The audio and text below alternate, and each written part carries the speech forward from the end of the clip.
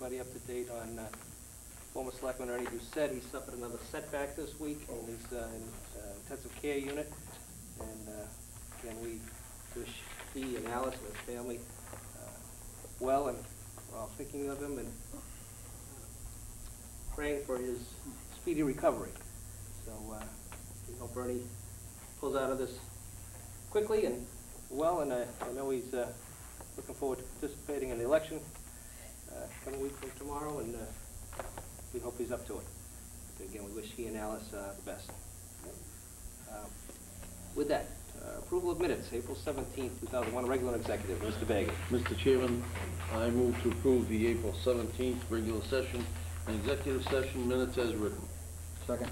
Motion duly made and seconded. Any discussion? Hearing none. All those in favor, please say aye. Aye.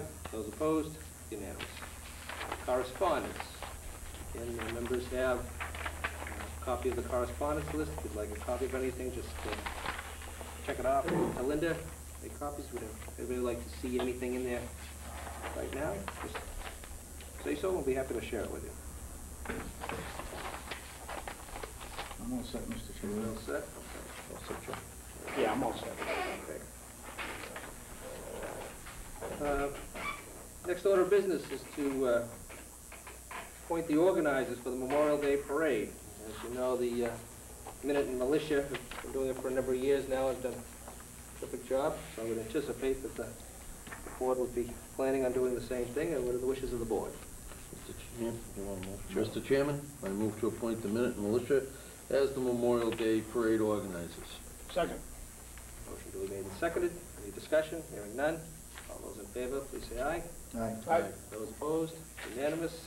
Again, we want to thank them in advance, and also for past performances for their efforts, because it's not an easy task putting that together and pulling it off. So we appreciate their efforts.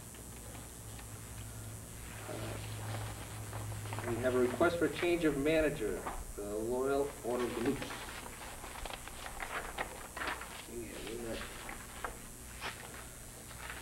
Order of the Moose. We have proposed manager name of M. Virginia Cook, 2 Stevens Road, North Reading. The application. No adverse reports. Chief of Police indicates no the criminal background check comes up negative, which is great. Valid driver's license, all that. So recommended that he's not opposed to the transfer of this license to Ms. Cook. We also have the current duly elected Board of Officers of the Moose signing off as far as the request.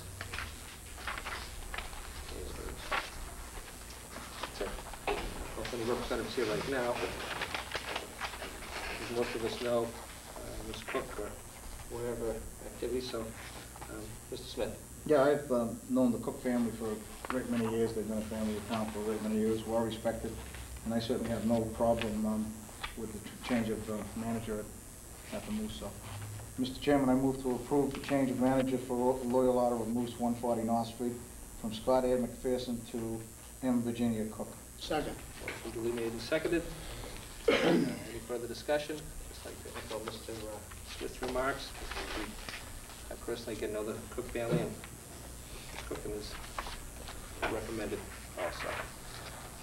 No further discussion. All those in favor, please say aye. Aye. Aye. Those opposed? Unanimous. Mr. Chairman. Yes, sir. I did have one question, I guess, for you, Mr. Younger, under correspondence, under the letters, number 7, Federal Energy Regulation Commission regarding maritimes. Are we still in the same pattern where we're going to go through the brook and not into the town of North Reading and not going through the edge of Alpaca Park? The last correspondence we received from FERC was that they were supportive of the concept of a gas line coming through. They have taken no action at this point regarding the final location, but it's still on course for what we proposed. I believe this is Yes, You're all voted. You're all set? You're all set. We said nice things about you. We said you were wonderful and terrific. Well, we said we had most of no the nice problem, and Thank you. Well, this is Ginger. Right? Right? But, no, we were all, I guess we were late, I'm sorry. no, actually, we're ahead of schedule, might which doesn't happen all, Well, doesn't happen all that Back often. on the agenda, so Actually- we got 5 minutes. Yeah, You're not late, we're on time. Yeah. That's unusual. but no. You did a great job, though. Thank you. But, Who's your name? as we all said, we've No, we've you're all known the set. Cook family for a number of years, and we have no problems. There's been no suggested comments and adverse comments, so the board unanimously okay Well, the that's why I'm transfer. here. I want to tell you. You want to tell me? Leave while you're ahead. Yeah. Okay. Thank you. Okay, thank you very much. Take care, Good Ronnie. night. That's the way to go to a meeting. That is a nice family. So anyway, on the federal regulatory, we're okay. Maritimes is pretty much in the same spot we were a couple of weeks ago. Right, it's still, the proposal's still the same. FERC is not taking any action regarding the actual site plan yet. Okay, good.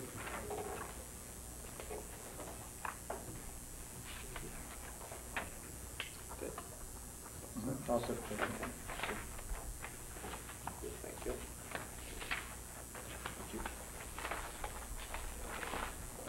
Next item on the agenda is I asked the town administrator to put together a few letters here, one to the governor, acting governor, Senate President, the Speaker of the House, Chairman of the Senate Ways and Means Committee, our own state senator and state representative, in relation to the Chapter 70 school aid level of reimbursement to the town.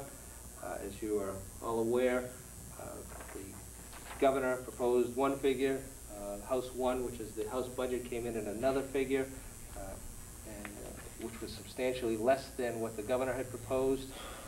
In addition to that, we were actually hoping for an increase above what the governor was even proposing, which is quite a shock. If you look at the area communities around us, most of them have been adversely affected by the House one budget proposal. I just want to make it clear at this particular point, this is just a proposal on the House side of the budget. The Senate still has yet to come out with their budget proposal, which will include some figure in relation to Chapter 78, but I think it's important in relation to the budgetary constraints that not only the town of North Reading is facing, but most of the towns in the Commonwealth. The reallocation of this formula as presented on the House Ways and Means Committee budget has a significant adverse impact on most of the communities throughout Massachusetts. I mean, there's a few. I mean, Danvers was an exception, the only exception in the area, I think, right, Tom? Most of them- Danvers and Tewksbury were the major two. one major two as far as it had a positive, but the rest of the communities, including North Reading, it's to about $111,000 less than the governor's proposal. So I just am requesting that the board authorize my signature on a letter to those elected representatives that I mentioned, expressing our concern in relation to the House Ways and Means budget proposal, and would hope that the Senate would restore the funding level to at least the governor's suggested level, if not more. And I think we should go on record. And I just want to put that forth for consideration by the board. Any comments? Yeah, Mr. Chairman, I would certainly endorse that recommendation. I think the board should endorse it. But in relation to it, I did call Bradley Jones Jr., our state rep, and talked to him about it, and his indication was they certainly would hope to get as much back as the 111,000, possibly a little bit more, but he was even skeptical. We might not even get as much as we're getting as far as the, I believe it's 68,000 left. And he's not even sure we're even going to get the 68,000. So it is a tight situation. I certainly would endorse sending out any type of correspondence we can get to encourage the Senate to try to restore that money, because it directly relates to the school budget, as we all know. It affects the entire, I mean, obviously a Well, it affects the significant entire town, decrease but in this particular count will affect all budgets. Yeah, absolutely. Because again, our budget projections were predicated upon a certain figure, and this falls below that at this particular point, so it would not bode well for us going forward into the next fiscal year. Right. If you'd like, I'll just read the content, and the content is pretty much the same for all of the the Governor, the Senate President, Speaker of the House, Chairman of the Senate Ways and Means Committee, and our State Rep and State Senator. The North Reading Board of Selectmen requests that the fiscal year 2002 Chapter 70 school aid for the town be increased at a minimum to $2,993,729, which was the Governor's request in House 1. The House Ways and Means Committee reduced this figure to $2,882,671. That amount is unacceptable to the town. Our fiscal year and 2-year school budget, which was approved at our April 2nd, 2001 town meeting, was predicated on the governor's figure. Any amount less than that will mean further reductions in an educational program which has been revamped to meet the FY02 budget. This means an increased number of students in classrooms, reduced resources, as well as increased user fees for parents. It would be appreciated if you would increase at a minimum our Chapter 70 school aid to $2,992,729. Any further increase would be appreciated by the town and will be properly utilized by our school department to continue the enhancement of our educational system. Thank you very much. Yours, Speaker, Chairman. Yeah, I'm a little confused there. Mr. Smith asked, made mention that affects the school budget. You said it doesn't, yet your letter reflects it does.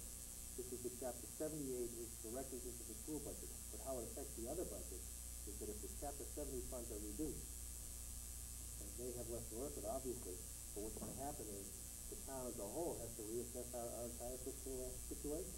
Okay.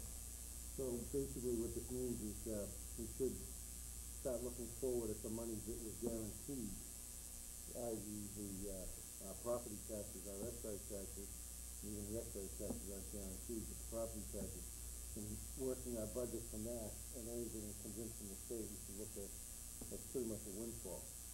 Because if we base our budget from what we think they're going to get us, obviously we can't come up short. And in a year like this, it hurts even more because we don't have the reserves because we've dwindled them down. I think that, in the past we've been pretty conservative in our estimates in relation to the level of state aid that will be coming into the community, which has actually helped us stay fiscally sound as we are. Again, we're as tight as everybody else, but we've been able to hold off operating expense overrides far better than a lot of other communities. And that's because our estimates have been low. And they've been predicated upon generally the governor's request. Over the last decade, the governor's request has been less than what the House and Senate have approved. But in this particular year, it appears as though the House Ways and Means Chairman, the Speaker, believes that there should be another look at the allocation of funds and the formula